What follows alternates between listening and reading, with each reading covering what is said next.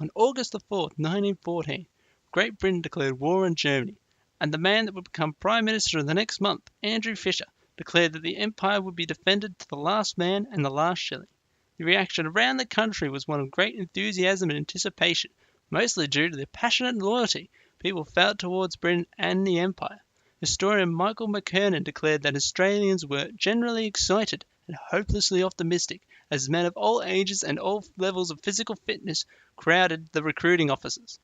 Men flocked to join the Australian Imperial Force, and within 6 weeks the 20,000 men requested by Britain had been found, and many more volunteers had been turned away. Adventure, escape, restlessness, the desire to travel, or the chance for British migrants to return home have all been reasons for the surge in recruitment in Australia. Troops were paid a minimum of 6 shillings a day. At the time, that was more than 3 times the wage of British forces, leading to the phrase 6 bob a day tourists. Although slightly below the basic wage, it was still attractive to many because of the tough financial conditions and high unemployment in 1914. Women were also caught up in the patriotic fever as the men were. Organisations such as the Red Cross recruited thousands of largely female members who initially raised funds for war refugees. Recruitment campaigns urged women to encourage their sons to join up and prove their loyalty and commitment. Denied the opportunity of direct involvement, they organised themselves in the charitable voluntary groups to raise money for the victims of war and to provide comforts for Australia's best sons. As many as 3,000 nurses served, and they were spread over vast areas extending from the coast of the Dardanelles in Turkey and Greece to France. Those at the beginning of the war that were against it were few and far between, as many were small groups who for ideological reasons opposed war or the Empire. The Australian Worker, a newspaper at the time, alleged that warmongers, in the form of capitalists, stood to profit from war while the white working class suffered. In the countryside, rural Australia responded just as enthusiastically to the war. However, the departure of men of the country left a more obvious gap in any disagreement about the conduct of the war became more prominent. Newspapers such as Mount Morgan and the Goulburn reported the war had become the dominant, indeed the sole topic of conversation. The urge to make some contribution to the Empire gripped country people, building on the patriotism displayed. In Ballarat, you could not be a passive spectator of war, and had already assumed its share of the responsibility on the behalf of the Empire. The movement of citizen forces, the parades of the rifle clubs, and then the rush to enlist were duty bound. About the war The optimism was very high, considering that gold was still a very important industry. These were indications that country people were even more zealous on the Empire's behalf than the cities. The natures of war meant that Australia had to compromise and sacrifice its luxuries and freedoms, and because of this, the government then decided to implement various wartime emergency legislation, including what was known as the War Precautions Act of 1950. The War Precautions Act restricted the movement and activities of those people considered enemy aliens in Australian society. There was general hatred for all Germans and even German descendants living in Australia. The War Precautions Act allowed for the arrest and internment of enemy aliens as prisoners of war. A total of 6,890 people were held in camps during the war. Of those, 4,500 had been living in Australia prior to 1914. Various hostility towards Germans were fueled by various forms of propaganda that was often spread throughout the world. Some of the activities carried out under the authority of the War Precautions Act included cancellations of all commercial contracts with firms in enemy countries, levying of an income tax, issue of passports, price fixing, and censorship of publications and letters, with many were shut down. As the war dragged on in the early years, realities began to set in. A belief around the world was that the war was going to be over by Christmas. However, a mood of anticipation grew in 1915 as Australians waited for the first reports that their troops were in action. On the 25th of April 1915, Australians for the first time during the First World War were to be tested on the world stage at the beaches of Gallipoli.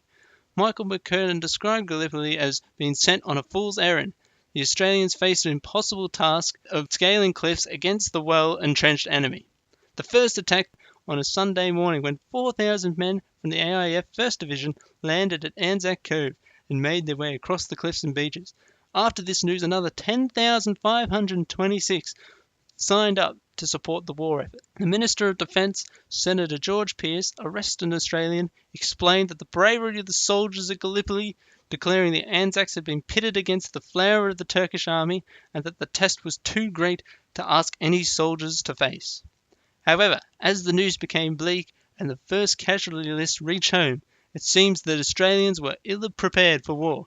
School texts and popular writers had fed them with stories of war's romance for too long. The dreads that had won the empire were constituent parts of Australia's perception of war. The reality was very different.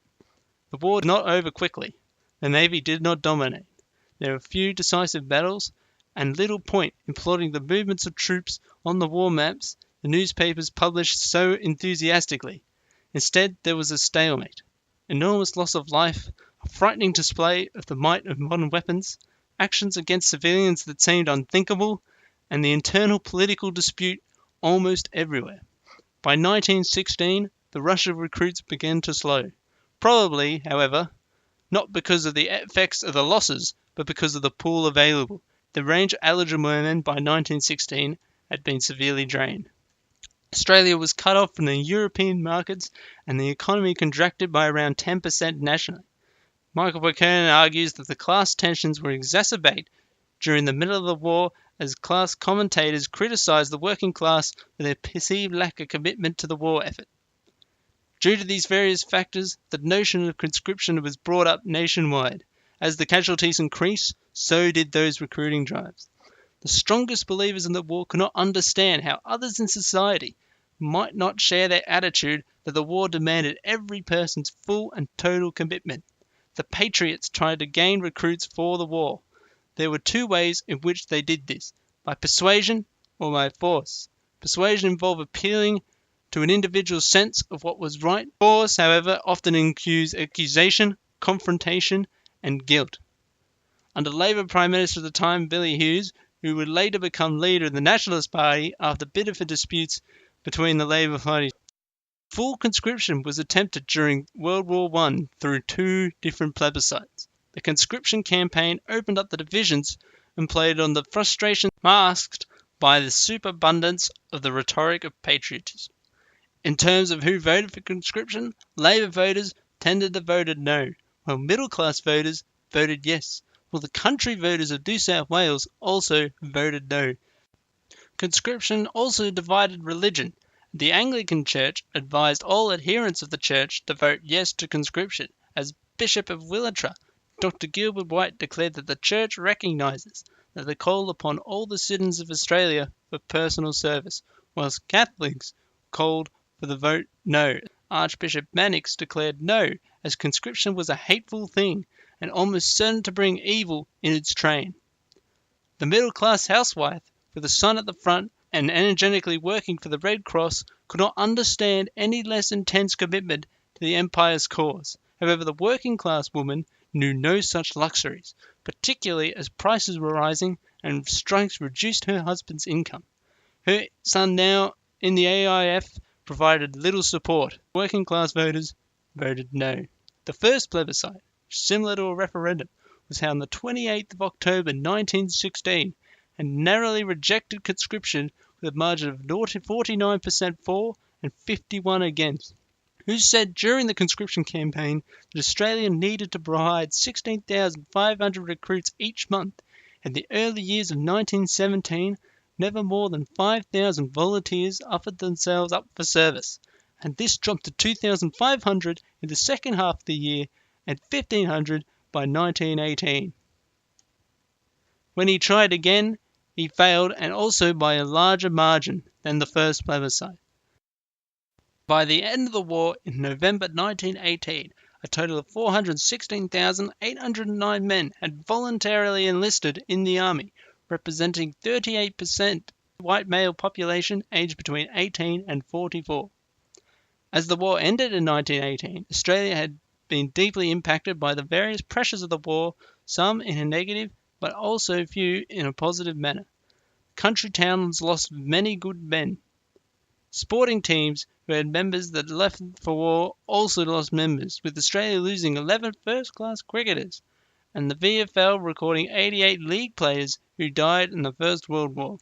In terms of women, Patricia Grimshaw declared that women had won a measure of independence and trotted to paths. However, she noticed that men's status in society had really been enhanced by the war.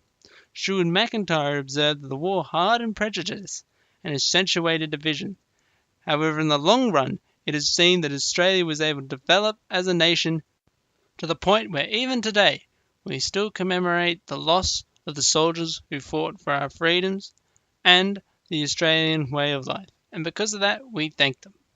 As the war demonstrated, Australia was indeed impacted like the rest of the world, but it was able to pull through in the end and become the great country that it is today.